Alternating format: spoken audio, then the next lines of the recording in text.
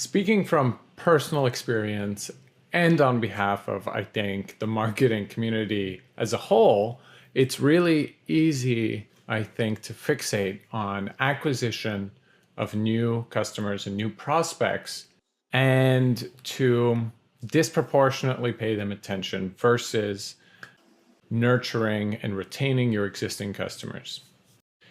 So in this section, we're going to be focused on Facebook's role, Facebook ads role in driving retention and loyalty. And it can have a pretty profound impact on ROI, specifically if it's integrated in a deliberate way where there's structures dedicated to your existing customers.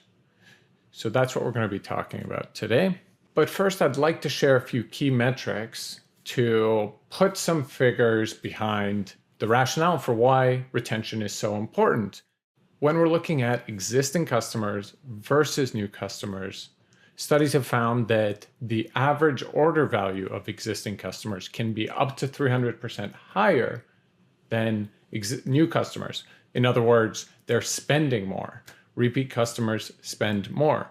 The cost per purchase of an existing customer can be up to 10x lower versus going out and spending in order to acquire a new customer and a new purchase. Additionally, 53% of repeat buyers will buy a third time. So if you can convert your first-time customer into becoming a repeat buyer, they're much more likely to continue buying 3 times, and then it increases even further for 4 times, so on and so forth. And for reference, a first-time customer, on the whole, they're only 32% likely to purchase from you again.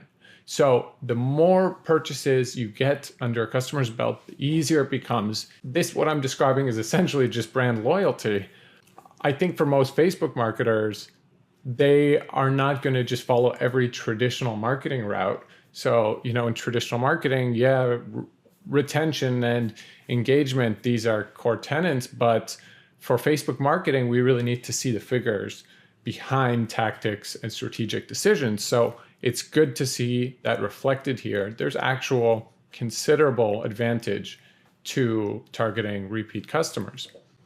Additionally, they're better ambassadors and they're more likely to drive word of mouth conversions. So repeat customers refer 50% more people than one-time buyers. And finally, it was found that while repeat customers only represent 8% of website traffic, they comprise 41% of the site's overall sales. So they own a disproportionate amount of the revenue contribution. So all these metrics essentially ladder up to what I think is not a very controversial argument, which is that your existing customers are very important. And I think at this point, you're probably saying to yourself, well, this is obvious and I already know this, and so what? And that's totally fair. But what I'll say anecdotally is that up to maybe 75% or more of the high growth clients that I work with in some capacity or another, they have an underwhelming retention strategy. In some cases, they don't have a retention strategy on Facebook. They're not at all targeting their existing customers. And in some cases, their retention strategy is baked into their overall retargeting or their prospecting, and it doesn't have a dedicated campaign or campaigns set out for it. And we'll talk about why this is a missed opportunity in a bit. But what those advertisers are sacrificing is the ability to control the budget, the frequency, and the creative. So the messaging that you're giving to your existing customers versus your prospects. And that's really critical. I think this meme here summarizes my entire point eloquently.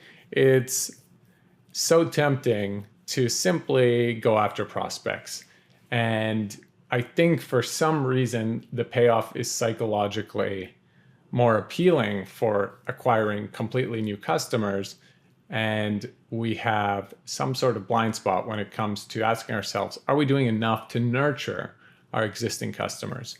In terms of how I think about retention, living within the architecture of your ad account, among all the campaigns you're running, The way I see it is you have your prospecting, which you delineate from your retargeting, which you can then delineate from your retention. Generally speaking, retention absolutely is the driver of lifetime value and ROAS.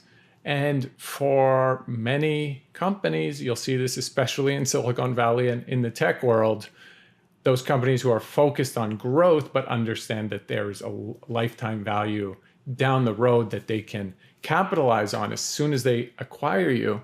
Well, those companies, those marketers, those advertisers think of it as even a loss leader type strategy. So many companies are happy to lose money on the prospecting simply to get you in the door. If you think of Uber, for example, or even Netflix, the amount that they're willing to pay in advertising to get in a new customer is significantly more than how much they earn back on that customer in the short term. However, they make up for it down the line.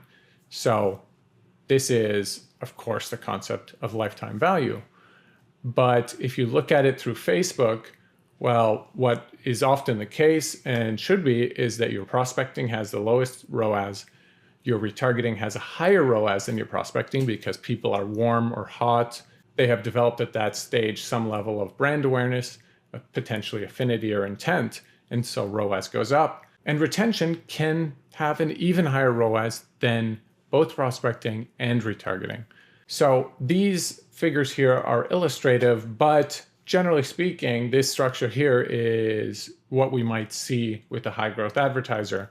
So I do want to be careful not to advise you necessarily to follow this quite aggressive growth strategy where you have a prospecting strategy that is losing money. It's underneath your break-even ROAS, and then you make up the money down the line. It is an aggressive tactic.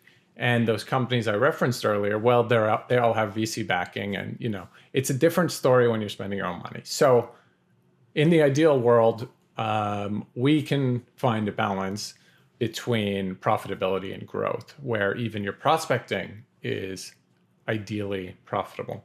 So the key takeaway here is just how I'd like to ask you to think about retention living within the rest of your ad account structure.